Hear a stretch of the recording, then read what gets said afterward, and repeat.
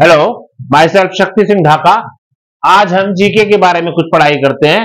GK एक most important subject है, लेकिन मैक्सिमम टाइम्स ना पेरेंट्स ना बच्चे इस बात पे ध्यान नहीं देते। वो केवल एग्जाम के लिए पढ़ते हैं। अदरवाइज जब वो फ्यूचर टाइम में किसी कंपिटिटिव लेवल पे तैयारी करते हैं तो उन्हें वही सब चीज जो उन्होंने बचपन में पढ़ी थी उन्हें दोबारा पढ़नी पड़ती है। इसलिए मेरी उन पेरेंट्स से भी रिक्वेस्ट है, मैं चाहता हूं कि पेरेंट्स भी वीडियो देखें और अपने बच्चों को इस बात के लिए मोटिवेट करें कि अगर आज जब हम ये चीजें पढ़ेंगे, जैसे जीके के अंदर बेसिक चीजें पढ़ी आती हैं, या तो आपको सवाल आता है या नहीं आता है, बस एक टिक मार्क करना है, ठीक है ना। इसमें कोई एक्स्ट्रा बुद्धि लगाने की जरूरत नहीं होती। जैसे मैंने क्या किया, यहाँ पे कुछ स्टेट एंड कैपिटल्स के नाम लिखे हैं, तो अगर बच्चा बचपन से इनके ऊपर ध्यान देगा तो उसे फ्यूचर में जब वो कोई कॉम्पिटिटिव लेवल के पुलिस का या सीबीआई का कोई भी एग्जाम देता है तो उसका एक मेन पार्ट जीके होता है। तो अगर आप बचपन से इस बात पे पेपर के लिए मत पढ़ो, टेस्ट के लिए पढ़ो, तो आपको हमेशा के लिए कुछ ना कुछ फायदा हो जाएगा। चलो देखते हैं। जैसे स्टेट है, यहाँ पे लिखा हुआ हिमाचल प्रदेश। हिमाचल प्रदेश की कैपिटल है शिमला। उत्तर प्रदेश ये हमारे जैसे गाजियाबाद, लोनी, ये सब जगह उत्तर प्रदेश में पड़ती है, तो इसका तो हमें वैसे ही मालूम है। उत्तर प्रदेश का कैपिटल क्या है? लखनऊ। राजस्थान का कैपिटल क्या है? जयपुर, जोधपुर, ये सब कहां पड़ते हैं? राजस्थान में पड़ते हैं, है ना। या सिक्किम का कैपिटल है गैंगटॉक। मेघालय का शिलोंग, हरियाणा का चंडीगढ़, ठीक है ना। तो इस तरीके से अगर आप रेगुलर याद करोगे तो ये आपके लिए बड़ी आसान चीजें हो जाएंगी। केरला का तिरुवनंतपुरम एंड मणिपुर का इम्फाल। सिमिलरली मिजोरम का कैपिटल जो है आइजोल है, एंड बिहार का पटना, गोवा का कैपिटल पणजी, गुजरात का कैपिटल गांधीनगर, एंड उत्तराखंड का कैपिटल, जैसे उत्तराखंड फिर हमारे नजदीक है, हरिद्वार जो जगह है या रुड़की, देहरादून, ये सब क्या पड़ते हैं? उत्तराखंड के अंदर पड़ते हैं। तो जो चीजें हमारे नजदीक हैं, हमने देखी हैं, तो वो सवाल का जवाब हमें आसान महसूस होता है। अब ये तो है नहीं, हम हर जगह तो जाके देख नहीं सकते, लेकिन उसके लिए अगर आप प्रॉपर याद करेंगे और बचपन से ये समझेंगे कि ये चीज अत्यंत महत्वपूर्ण है, तो फिर आप लोगों को आसानी रहेगी। तो उत्तराखंड का क्या है कैपिटल? देहरादून।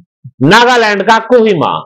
तो ये तो हमारे ही देश में जो डिफरेंट स्टेट हैं, ये तो उनकी कैपिटल है। इसी तरीके से और भी कैपिटल्स हैं डिफरेंट।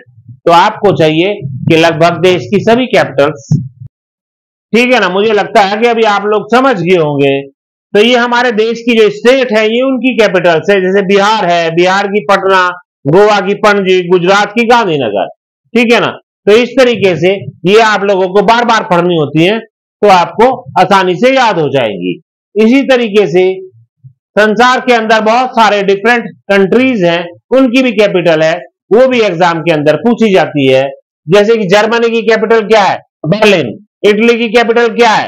रोम। इटली वही देश है जहां की सोनिया गांधी रहने वाली है। तो इस बात का आप सभी लोगों को वैसे भी इसका डिस्कस होता रहता है, ठीक है ना। तो इटली की कैपिटल क्या है? रोम।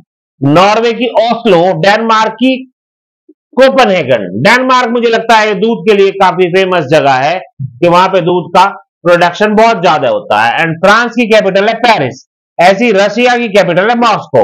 तो रशिया के ऊपर हमारा विशेष ध्यान होना चाहिए, क्योंकि हमारे जो राजनीतिक रिश्ते हैं, रशिया हमारा पुराना फ्रेंड कंट्री है, और अक्सर हम लोग भी और ये रशिया वाले भी हमारी काफी हेल्प करते हैं जब भी मुसीबत का वक्त आता है।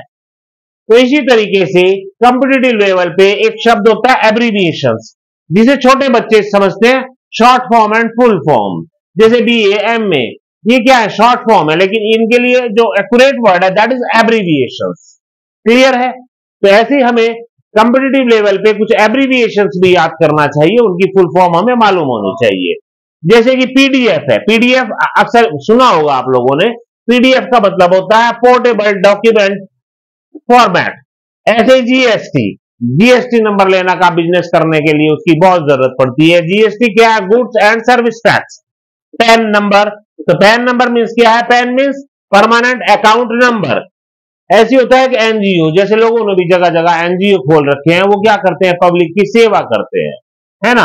मान लिया कहीं बाढ़ आ गई है, अभी जैसे पंजाब में इन दिनों बाढ़ आई हुई है, तो वहां पे क्या कर रहे हैं? कुछ NGO है जो वहां पे जाएंगे, पब्लिक के लिए राशन देंगे, उन्हें कपड़ों का इंतजाम करेंगे, तो उनकी हेल्प करेंगे। तो एनजीओ क्या ऐसा संस्थान है जो नॉन गवर्नमेंट है, मतलब गवर्नमेंट का इससे कोई कनेक्शन नहीं है कानूनन, लेकिन गवर्नमेंट इनकी हेल्प करती है। तो एनजीओ में से नॉन गवर्नमेंट है ना ऑर्गेनाइजेशन। ऐसे ही UNESCO, United Nation Educational Scientific and Cultural Organization. तो यूनेस्को जो है पूरे वर्ल्ड में काम करता है, अलग अलग देश एक दूसरे के साथ इसमें कंट्रीब्यूट करते हैं अपनी संस्कृति, अपना बिजनेस, है ना। ऐसे ही एफआईआर जैसे पुलिस जो करती है, दैट इज एफआईआर। एफआईआर का मतलब होता है फर्स्ट इंफॉर्मेशन रिपोर्ट। ऐसे ओटीपी, जैसे आप लोगों के फोन के अंदर ओटीपी आ जाता है, ओटीपी का मतलब होता है वन टाइम पासवर्ड। तो ओटीपी में क्या होता है, एक नंबर मिलता है आपको जो एक ही बार यूज किया जाता है, इसलिए ओटीपी को क्या बोलते हैं, वन टाइम पासवर्ड। तो इस तरीके से ये बड़ी बेसिक एब्रीविएशंस है या फुल फॉर्म है जो कि आप लोगों को याद होनी चाहिए। ऐसे ही जैसे एलपीजी होता है, हम अपने घर में इस्तेमाल करते हैं जो गैस, उसे एलपीजी बोलते हैं, लिक्विफाइड पेट्रोलियम गैस, या आईसीसी, है ना, सीएनजी, बीएससी अक्सर क्या करते हैं साइंस साइड वाले, आफ्टर 12 जो पढ़ाई करते हैं उसके लिए वर्ड यूज किया जाता है बीएससी, बैचलर ऑफ साइंस, या BTech, bachelor of technology, LLB. जो लोग वकालत करते हैं, वकील बनते हैं, तो उसके लिए वो एलएलबी करते हैं, कैट या एमबीबीएस।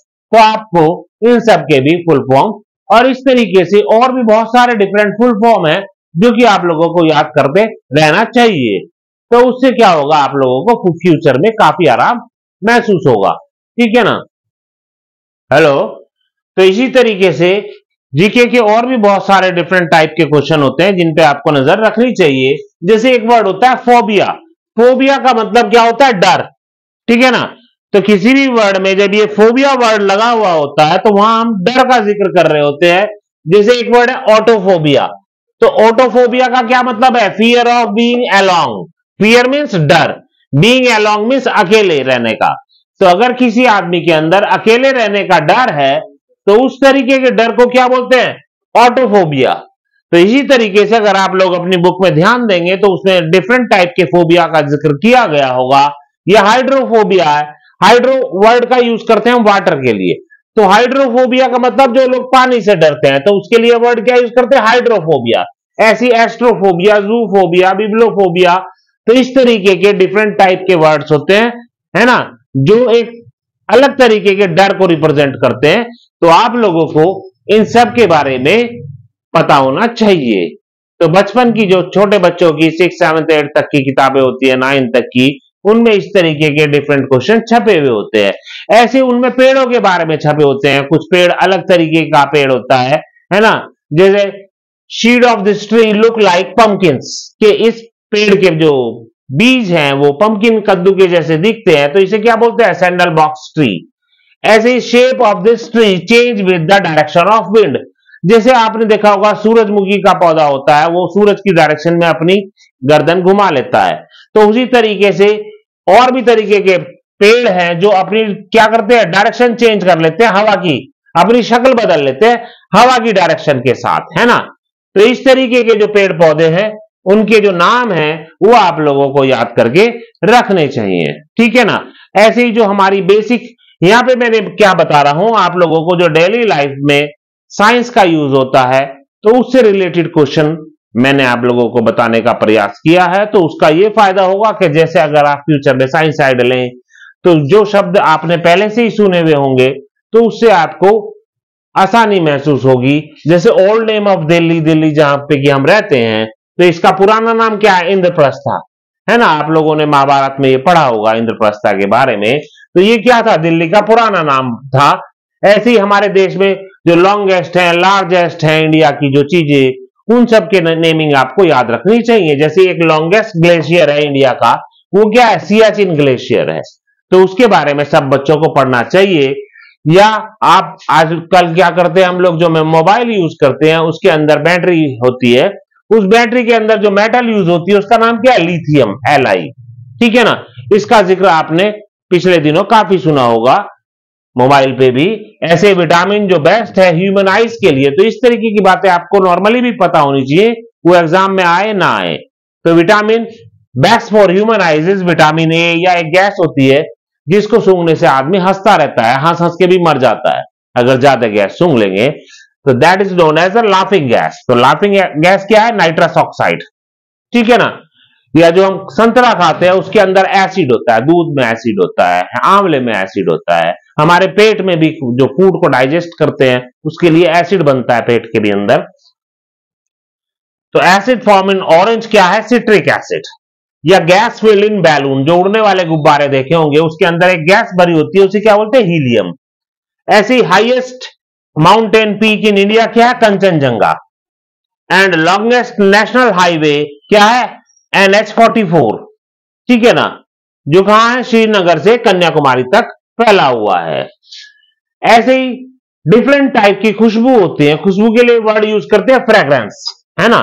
तो आपने अपनी बुक्स में भी फ्रेग्रेंस के क्वेश्चंस के बारे में पढ़ा होगा, उसमें क्या कर देते हैं वो डिफरेंट टाइप की फ्रेग्रेंस है ना, जैसे लेवेंडर, तो ये क्या है? खुशबू का नाम है, ठीक है ना। कभी आपने महसूस किया होगा कुछ तीखी खुशबू होती है, कुछ नाक को बहुत अच्छी लगती है, तो उन डिफरेंट टाइप की खुशबू के लिए हम वर्ड यूज करते हैं फ्रेग्रेंस, और उनके अलग अलग नाम होते हैं। तो इस तरीके के भी तमाम सवाल आप लोगों को याद कर लेने चाहिए, ठीक है ना। या उन्हें क्या कर देंगे? वो चेंज करके जंबल वर्ड में लिख देंगे, उसे अनजंबल करना होगा। तो इस तरीके के क्वेश्चन अगर आप लोग बचपन से ध्यान देंगे और अपनी जीके इंप्रूव करके रखेंगे, जीके इसलिए मत पढ़ो कि ये टेस्ट में आने वाली है, एग्जाम होने वाला है। अगर बच्चा कोई प्रॉपर इंटरेस्ट लेके, पिछले दिनों देखा ना वो कौन बनेगा करोड़पति में, कुछ लोग करोड़पति बन गए जिनकी जीके बचपन से ठीक थी। तो इसलिए आप ध्यान दें इस बात के, यहां सब्जेक्ट का मामला नहीं है या पेपर की बात नहीं है, पेपर तो होते रहते हैं, लेकिन अगर आप इस बात को समझ गए और पेरेंट्स भी समझे इस बात को, है ना, तो आप लोगों को जीवन में काफी आसानी हो जाएगी।